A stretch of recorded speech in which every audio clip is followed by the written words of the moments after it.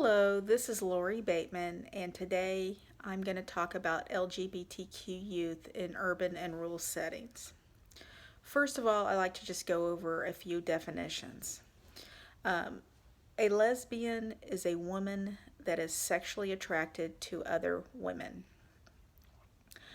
Gay are men that are sexually attracted to other men. Bisexual is a person that is sexually attracted to both men and women. Transgender is a person that feels that the gender that they were born with does not coincide with the gender that they are. They either can be female to male or male to female. Queer or questioning is a person that doesn't necessarily fit into any of the definitions that I've just discussed. However, they are somewhere on the gender sexuality spectrum and normally do not classify themselves as either male or female. They are sometimes referred to as non-binary or gender fluid. Another more recent LGBTQ definition is cisgender. And those are people that identify with the gender that they were assigned at birth. So basically, a gay or a lesbian can be cisgender. However, a transgender person cannot be cisgender. So first I'd like to look at LGBTQ youth and homelessness in both rural and urban settings. According to the True Colors Fund, nearly 1 in 4 LGBTQ youth are kicked out of their homes when they come out.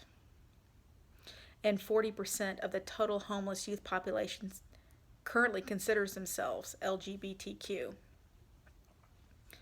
According to Masio and Ferguson, the most identified housing need is crisis beds for the LGBTQ runaway homeless youth population.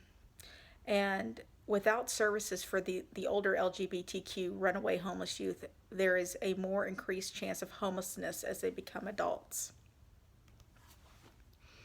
Some of the struggles for LGBTQ youth in rural and urban areas is that many of the services out there for struggling youth are associated with those that are cisgender and do not fall into the LGBTQ categories. According to Masio and Ferguson, the services that are offered are often segregated and agencies do not appear to interconnect them or engage the youth to address areas of concern such as bullying and harassment. And in more rural and smaller communities, there's often discrimination and concern for violence against these youth, which leaves them more likely to remain on the streets or in high-risk situations. Another big issue in rural and urban areas for LGBTQ youth is that in the area of mental health. According to Masio and Ferguson, it was determined that although there are some successful housing programs for youth, there are often still barriers for the LGBTQ youth due to needing mental health services in conjunction with housing, and many LGBTQ runaway homeless youth also suffer from mental health issues. These lack of services are more prominent in the rural settings versus the urban settings due to the limited number of providers and or services in rural areas. LGBTQ homeless urban youth often have substance abuse issues, lack of work experience, or criminal backgrounds, according to Masio and Ferguson. They also have issues with documents involving transgender youth, as their documents often do not match their names or gender presentation. Many of the LGBTQ runaway homeless youth have issues with their families and lack of support. According to Masio and Ferguson, sometimes this lack of support is not due to their identity, but more of their family's inability to communicate with them due to a lack of understanding or lack of acceptance. And it's important to note that those kids that do have their family's support tend to do better mentally than those that lack their support. According to attheintersections.org, rural areas in general lack resources for their homeless youth. Many homeless LGBTQ youth in rural areas want to access urban area resources. However, they lack the access to transportation, according to attheintersections.org. And one program, according to attheintersections.org, that is available in rural areas is run by the U.S. Department of Agriculture, which does not discriminate based upon sexual identity and orientation. According to attheintersections.org, homeless LGBTQ youth are more likely to be assaulted and or victimized while on the street than heterosexual and cisgender homeless youth. Transgender homeless youth are at a higher risk of violence, to include physical, emotional, and sexual abuse, as well as domestic violence and human trafficking. And that is, again, according to attheintersection.org. According to Strength and Silences, LGBTQ youth are more likely to experience violence in rural settings versus urban and suburban settings. And LGBTQ youth in rural settings are more likely to experience a hostile atmosphere than those in urban settings.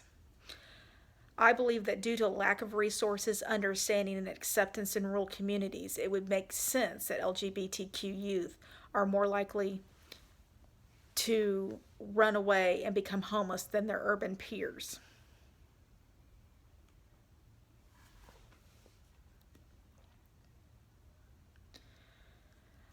According to Goodyear, urban homeless LGBTQ youth are at a higher risk of being involved in prostitution and or sex trafficking. Oftentimes, young LGBTQ are finding their identity through sex, many times for survival, which places them at high risk for HIV, according to Whitbeck, Chin, Hoyt, Tyler, and Johnson. And according to Goodyear, many faith-based shelters located in urban areas may not be accepting of those with gender identity issues and therefore unwelcoming for homeless LGBTQ youth. According to Fisher, Irwin, and Coleman, LGBTQ in rural areas suffer from discrimination as well as isolation with a lack of social support. According to Fisher, Irwin, and Coleman, the issues listed that I just discussed have an impact on the mental health of the LGBTQ in rural areas. Mental health and medical services are lacking in rural areas to address the needs of the LGBTQ community, according to Fisher, Irwin, and Coleman. According to Winkie and Hill, rural areas can be difficult for LGBTQ youth due to their isolation and lack of diversity, which places them really at risk for hostile interactions in rural communities. According to Winkie and Hill, LGBTQ in rural areas lack the support that often can be found in urban areas. So basically, the conclusion that I've come to is that both rural and urban LGBTQ suffer from discrimination and violence. The violence can be in different ways. It appears for urban LGBTQ youth, a lot of the violence can be sexual, whereas there's more of hostility and peer violence when it comes to LGBTQ in rural areas. It is important to note that I did mainly look at a lack of services for homeless LGBTQ urban youth and rural youth. There just really is a lack of services on both parts in different ways. I do think that there's more services out there for the LGBTQ youth in urban areas than in rural areas for many reasons. One just being a lack of providers in the rural areas. Many LGBTQ youth run away when faced with a lack of acceptance from their families and youth. When I say youth, other peers. Some of these youth are from rural areas and others are from suburban and urban areas. But I do feel with the isolation and lack of understanding in rural areas, it does make it difficult for these youth, and they do flock to urban areas. I can tell you just from my experience with my own child, and her moving out west, which is where she lives now, and she's an adult, so it's not like she's a young child. Um, the time she spent in Portland is just full of the LGBTQ young homeless youth population. Um, there's just it's just very dominant out there, and there are services out there, but there's still a lack of services. There's just not enough services for the youth that are out there. And these youth are coming from all over the place. It's not just people that grew up in Portland. It is people. I mean, it is people from all over the United States that flock there for some acceptance and some understanding of where they can just be themselves. So, that's my presentation. I hope you enjoyed it, and look forward to reading your feedback. Thank you.